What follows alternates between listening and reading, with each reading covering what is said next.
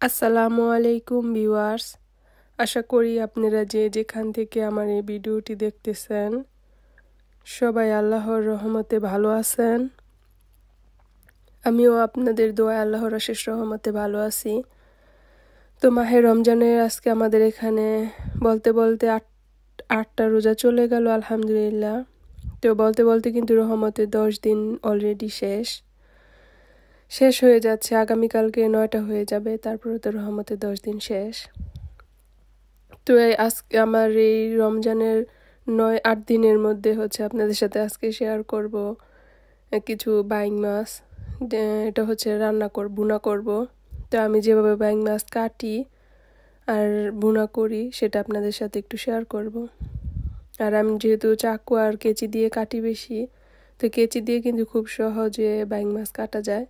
এই জন্য 2টা মাছ কেটে আপনাদের সাথে শেয়ার করে দিলাম। আমার আজকের এই ভিডিওটি আশা করি আপনাদের কাছে ভালো লাগবে। আর যদি ভালো লাগে তাহলে ভিডিওটি দেখার শুরুতে একটা লাইক দিয়ে ভিডিওটি দেখা শুরু করবেন, আমি আশা করি। আর এখন যে মাছটা আমি দুপাশ থেকে আগে কাটা যেটা থাকে ওটা কেটে নিচ্ছি। তারপরে লেঞ্জার দিক থেকে কেটে নেব, তাহলে ছুলতে অনেক বেশি সুবিধা হবে। তো এই যে আমি খুব সহজে কিন্তু এভাবে টান দিলে এটা চলে আসে। তো এভাবে করে আমি সব মাছগুলি কেটে নেব। প্রথমে আমি সব মাছগুলার দুই পাশে কাটা কেটে রাখবো, তারপর মাছ ছুলবো, এতে করে তাড়াতাড়ি সুবিধা হবে। শুধু আপনাদেরকে দেখানোর জন্য আমি 2টা মাছ কেটে আর কি দেখালাম, এতটুকুই। আর এদিক থেকে এই মাছগুলো যে দুই পাশ থেকে আমি কেটে রেখেছি, পরে শুধু চামড়াটা উঠিয়ে ফেলবো। আর এগুলি চামড়া আর দুপাশে কাটা না। তো আমার সম্পূর্ণ মাছগুলো কাটা হয়ে গেছে, এখন এই সম্পূর্ণ এতটুক হয়েছে।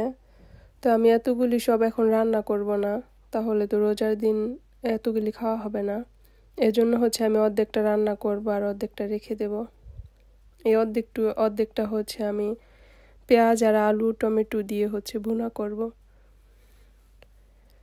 আর হালকা করে একটু করে ভেজে নেব, এতে করে মাছটা কিন্তু খেতে ভালো লাগবে। আমরা যেহেতু ডিপ করা মাছ খাই, এখানে ডিপ করা মাছ পাওয়া যায়, তো এগুলির মধ্যে কিন্তু একটা হালকা হালকা একটা গন্ধ থাকে। তো এই জন্য একটু হালকা করে ভেজে নিলে তাহলে মাছটা খেতে খুব ভালো লাগে। এখন আমি পেঁয়াজ ভেজে নিয়েছি, আর এখন আদা রসুন পেঁয়াজ বাটা একসাথে করে ব্লেন্ডার করে রেখেছিলাম, তো সেটা একটু দিয়ে দিলাম। তো এটা ভালো করে মিক্স হলে তারপর কিছুটা পানি দিয়ে দেব, আর মশলা দিয়ে দেব। তো আমরা দৈনন্দিন তরকারিতে যে মশলা খাই নর্মাল, আমি সেই মশলাই দিব। তো শুধু আমি একটা তেজপাতা দিব এক্সট্রা করে, এটাই বেশি আমার কাছে। একটু ভুনা তরকারিতে তেজপাতা দিলে ভালো লাগে। এজন্য আমি সব কিছুর ভুনা কিছু করতে গেলে ওর মধ্যে একটা করে তেজপাতা ব্যবহার করি।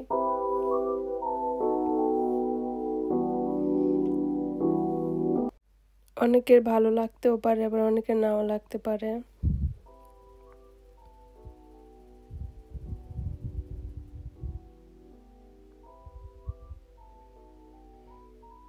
আর এখানে আমি পানি দিয়ে তারপর ভালো করে কষিয়ে নিয়েছি। তো লবণ দিতে ভুলে গিয়েছিলাম, পরে লবণটা অ্যাড করে দিলাম।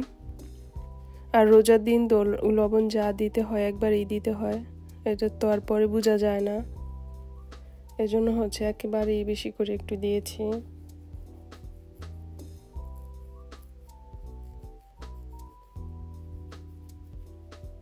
আর এখন আলু আর টমেটো দিয়ে ভালো করে কষিয়ে নেব।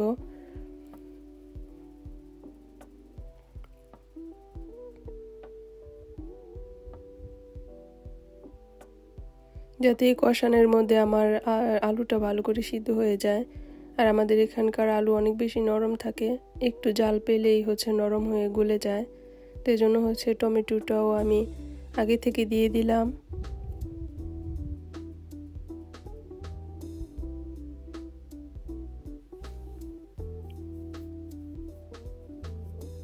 এখন আলু আর টমেটো দুইটা একসাথে মিক্স করে ভালো করে একটু ঢেকে কষিয়ে নেব। তারপরে আমি মাছটা দিয়েও 5 মিনিট কষাবো, তারপর ঝোল দেব, একটু করে ঝোল দেব। তো তো এখন আমার কষানো প্রায় কিছুটা হয়ে গেছে। এখন হচ্ছে আমি মাছটা দিয়ে দেব। তো এই মাছটা দিয়ে একটু ভালো করে কষিয়ে নেব, তাহলে মাছের ভিতরে কিন্তু একটু ঝোল যাবে, এতে করে মাছটার ভিতরে কিন্তু খেতে অনেক বেশি ভালো হবে। আর আমার শুধু এটাই ছিল না, সাথে করলা ভাজি ছিল, তো সেটা আপনাদের সাথে শেয়ার করা হয়নি, শুধু তরকারিটাই শেয়ার করেছি। তো রান্নাবান্না শেষে হচ্ছে একটু বাহিরে গিয়েছিলাম, তো সেখান থেকে হচ্ছে আপনাদেরকে একটু ভিডিও শেয়ার করব। সেটা হচ্ছে কিছু ফুল। তো মার্কেটে গেলে নতুন কিছু ফুল দেখলে বা ফুল জিনিসটা দেখলে আমার কাছে অনেক বেশি ভালো লাগে কাজ করে। এজন্য হচ্ছে আমার আপনাদের সাথে একটু শেয়ার করতে ভালো লাগে। যারা ফুল পছন্দ করেন আশা করি আপনাদের কাছে ভালো লাগবে। তো এই ফুলগুলা আর কি ঘর সাজানোর জন্য অনেক বেশি ভালো হয়। তো নতুন করে কিছু ফুল দেখলাম, তো আমি ভাবছি যে বেডরুম সাজানোর জন্য সামনে ঈদ আসতেছে, এই জন্য কিছুটা ফুল আর কি নতুন করে আনবো কিনা, এই জন্য নতুন করে সাজানোর জন্য ফুল আনবো কিনা একটু দেখে আসলাম। আর এখন আমার মাছটা রান্না হয়ে গেছে, আমি একটু ভাজা জিরের গুঁড়ো উপর থেকে দিয়ে দিয়েছি, আর এখন কিছুটা ধনেপাতা দিয়ে দিলাম।